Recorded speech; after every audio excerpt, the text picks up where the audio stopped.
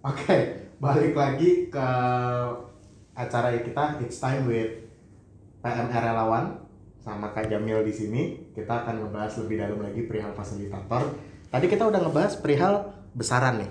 Betul. Sangat menggiurkan ya. Dapur itu ya. Dapur ya. Dapur. Ini saya sebagai yang orang yang belum fasil, wah interesting.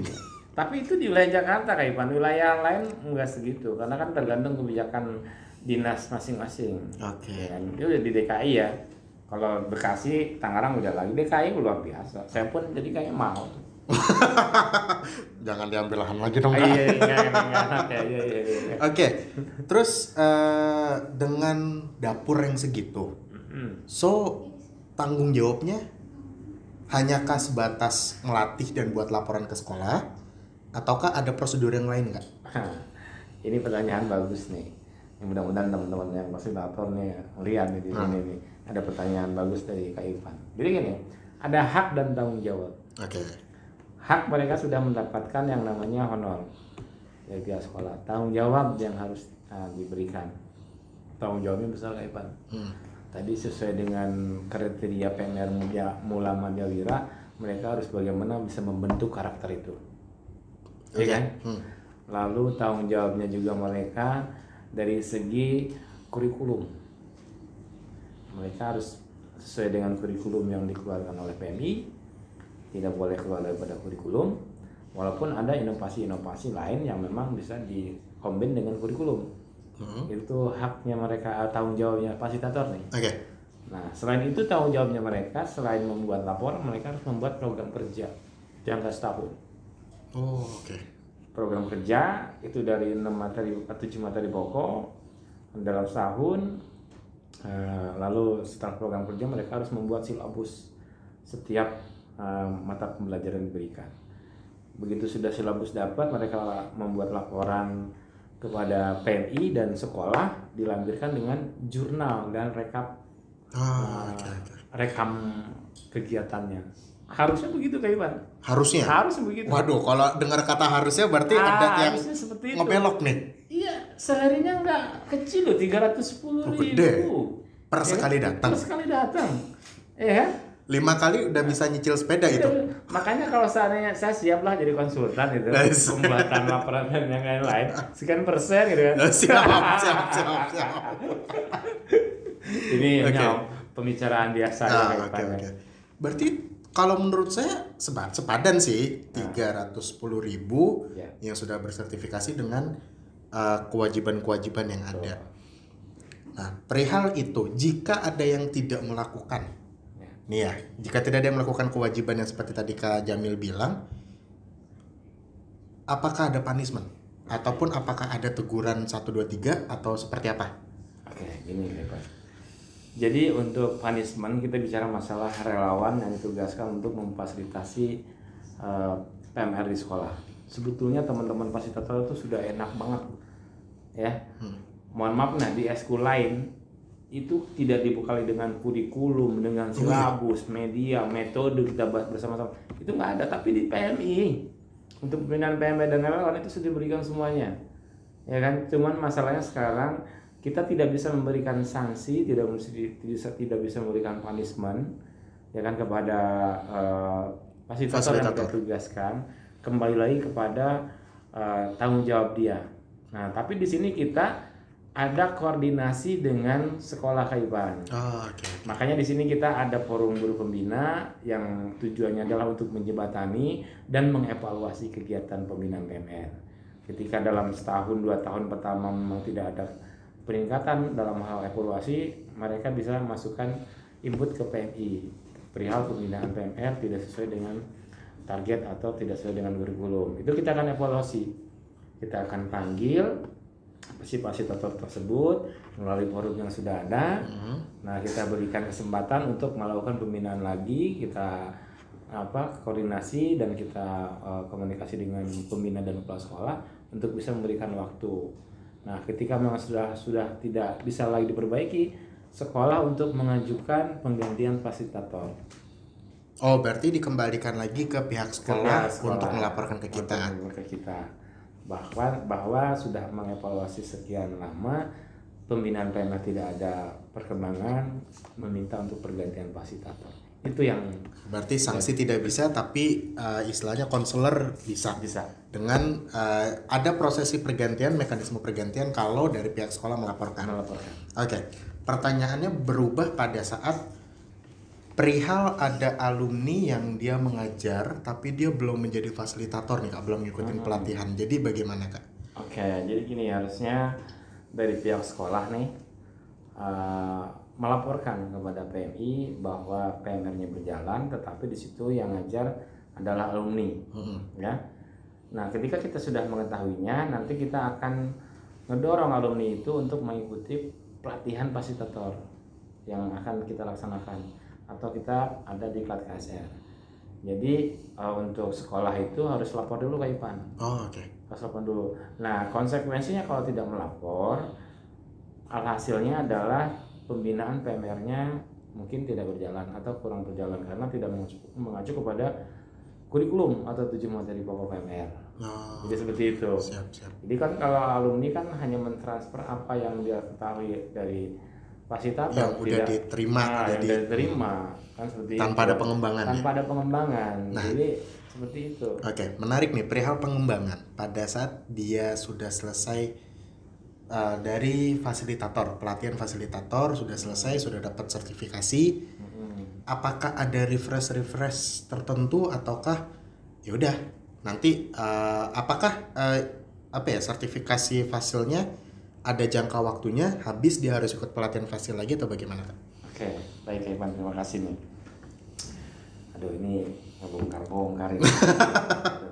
Jadi ini Kak Ivan, sebetulnya kan pelatihan fasilitator itu kemarin yang kita laksanakan itu pola dengan 55 jam atau 5 hari lah kita katakan. Itu hanya membahas tentang manajemen PMR-nya aja, belum kepada materi intinya.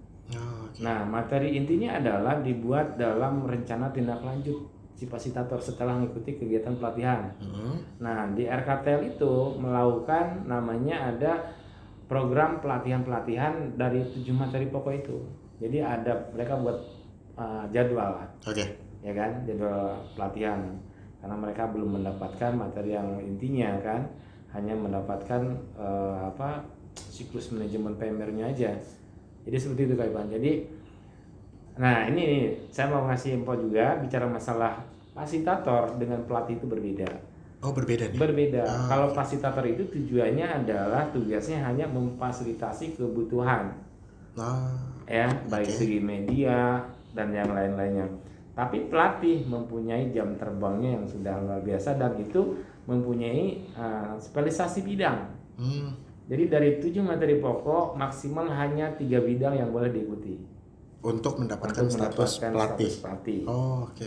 Gitu. Jadi fasilitator itu belum tentu dia pelatih. Tapi pelatih otomatis dia sudah bisa menjadi. Wah, ini sebuah identitas baru yang teman-teman juga harus paham ya. Jadi bedanya fasilitator sama pelatih, karena kita nggak menutup kemungkinan ya, banyak banget yang ngomong ini pelatih PMR, padahal dia hanya berbasis fasilitator saja, bukan pelatih.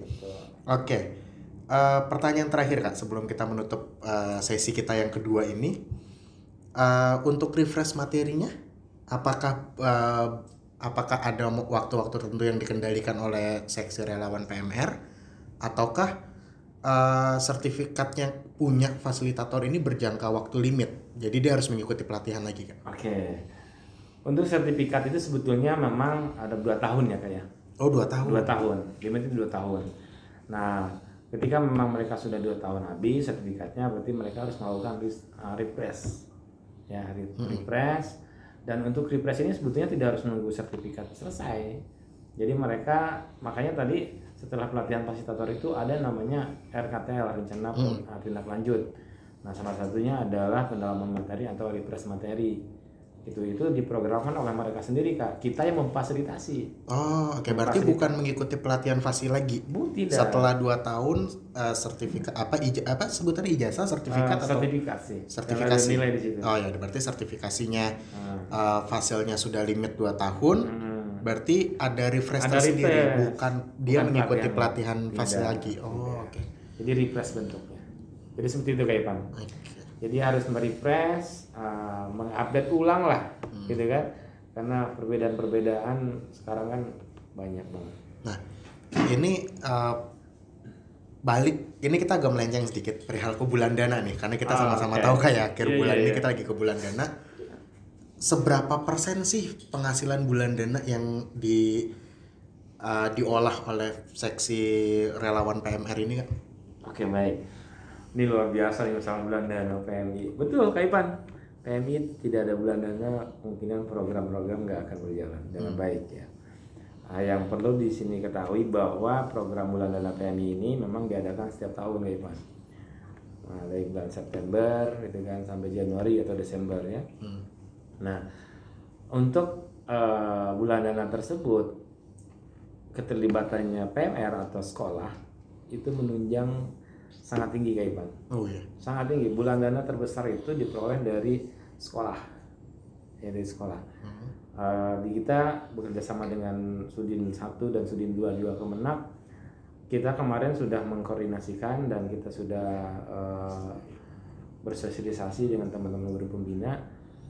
Dengan kondisi COVID seperti ini, mereka membuat koordinator kelas, Kak Ipan.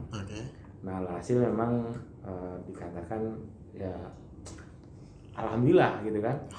Alhamdulillah luar biasa hasil dari bulan dana PMI Jakarta Selatan terbesar memang dari sekolah. Dari sekolah. Yang itu yang ditolak apa ujung tombaknya adalah PMR, relawan dan KSR. Jadi begitu.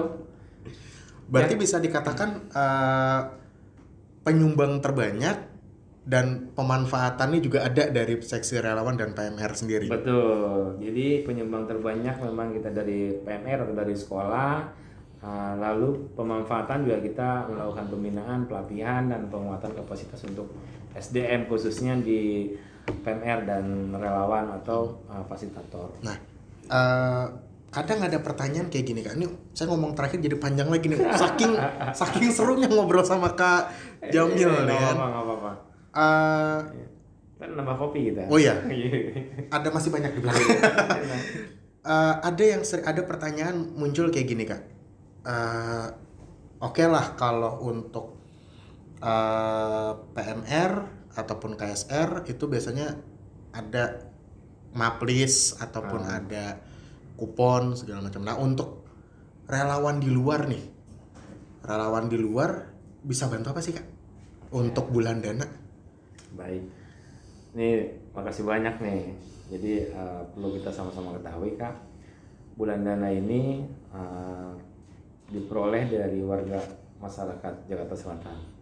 Tadi kita katakan terbesar ada di lingkungan pendidikan, juga ada di masyarakat Kak. Nah, yang di masyarakat kita melibatkan keterlibatan dari Sibat yang tadi tuh, dari TSR. Sibat. Dan Sibat ini kan ada dari RT RW yang dalam pengurusan Sibat. Kita bekerja sama dengan RT RW dan di situ ada lurah, juga ada camat atau wakil camat selaku selaku ketua PMI kecamatan ya. Jadi perannya dari relawan ini adalah mereka selain untuk bisa menjadi garda terdepan di wilayah masing-masing dalam penyumbangan dana pun mereka ikut andil penyebaran list, sosialisasi kupon. Kalau dulu kan kupon tuh. Iya. RT tuh nyebarin kupon dulu kan. Nah, untuk saat ini nggak bisa. Iya. Akhirnya pakai list. Kondisi gitu kan. COVID juga. Kondisi COVID gitu ya. Cuman kadang-kadang khawatirnya gitu kan. Bulan dana ini kan bukan suatu kewajiban atau diharuskan. Jadi bulan dana ini adalah ikhlas memberikan, tidak disebutkan kan kasarnya begitu kan ya. Nah tapi kadang-kadang kita mohon maaf ya dari teman-teman yang seharusnya kita bisa mensosialisasikan juga atau ada permasalahan yang tidak disampaikan akhirnya miskomunikasi di lapangan. Nah ini yang perlu kita infokan pada Kak Ivan juga teman-teman bicara masyarakat terkaitan relawan di PMI terkaitan dengan bulan dana. Pertama itu mensosialisasikan program kegiatan, lalu program-program pembinaan itu ada di teman-teman relawan yang ada di luar dari PMR. Itu salah satu sebetulnya harusnya itu Kak Ivan. Termasuk bulan dana ini keperuntukannya yang tadi ada donor darah, pengembangan SDM termasuk pelayanan ambulan dan posko 24 jam. gitu. Nah ini mereka berhak memakai dan mempergunakan fasilitas itu karena itu fasilitas dari mereka untuk mereka juga. Jadi seperti itu Kak Ivan. Dari kita untuk kita, untuk kita kan, untuk ya kan. Pertanyaan terakhir banget kan. Ya, tapi nanti abis kita close tag kita ngobrol lagi nih Kak. Boleh. Dengan senang hati. Tapi kopi kita siapkan lagi. Kita beli ya. siap. Buat Kak Jamil kita siapkan. Oke. Jadi goal apa lagi nih dari seksi relawan PMR yang karena ini kita juga udah mau mendekati akhir tahun juga.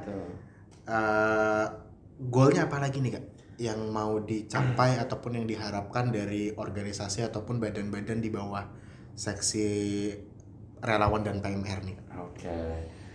Ini goal kita nih, keinginan kita nih goalnya.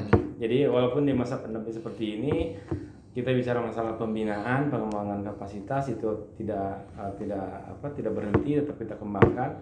Goalnya yang pertama, bagaimana menjadikan markas ini menjadi youth atau titik kegiatan. Ya, baik mau melakukan kegiatan online atau offline. Nah, itu harapannya. Jadi membuat markas ini menjadi suatu youth center yang ada di PMI Jakarta Selatan. Dalam hari ini bisa berkoordinasi dengan seksi PMR relawan. Kegiatannya banyak Kak. Jadi tidak harus terbatas PMR atau KSR aja. Jadi masyarakat umum sekitar di sini boleh datang. Jadi itu goal tujuannya. Gitu, seperti itu Kak Ivan. Jadi terima kasih Kak Jamil sudah meluangkan waktunya. Mungkin untuk terakhir saya mau promosikan lagi untuk bulan dana PMI Kota Jakarta Selatan tahun 2020. Kita membuka donasi melalui transfer, bisa transfer ke Bank DKI dengan nomor rekening 4001693054 atau ke rekening Bank DKI ke rekening Bank Mandiri 0700 kosongnya 3 kali 85042906 atas nama PMI Kota Jakarta Selatan, atau bisa juga nanti melalui scan QRIS. Nanti setelah selesai video ini akan muncul nanti scan QRIS kita, ataupun nanti di part pertama itu bisa juga nanti ada scan QRIS, silahkan di scan. Jadi lebih gampang untuk berdonasi sekarang, tidak usah harus datang langsung ketemu, bisa menggunakan gadget kita, handphone, scan QRIS dan segala macam. Untuk informasi lebih lanjut teman-teman bisa menghubungi ke media sosial kita di Facebook di PMI Kota Jakarta Selatan, atau ke Twitter, IG ataupun YouTube kita di PMI Jaksel. Jadi itu beberapa informasi kita, atau bisa menghubungi via telepon. Ini untuk ambulan ya Kak ya? Yep. Ambulan, mobil jenazah bisa nanti menghubungi kita ke 021 798 1871. Terakhir, mari kita sukseskan bulan dana PMI Kota Jakarta Selatan tahun 2020. Solidaritas kemanusiaan, siapa saja bisa, PMI selalu bantu, Jakarta Selatan bangkit. Terima kasih yang sudah menonton. Jangan lupa nonton part 1-nya sebelum masuk ke part 2, atau mau nonton part 2 dulu boleh langsung masuk ke part 1. Yang jelas jangan lupa tonton terus konten-konten kita di YouTube. Jangan lupa untuk di like, share, dan di subscribe. Akhir kata terima kasih. Wassalamualaikum warahmatullahi wabarakatuh. Waalaikumsalam warahmatullahi wabarakatuh.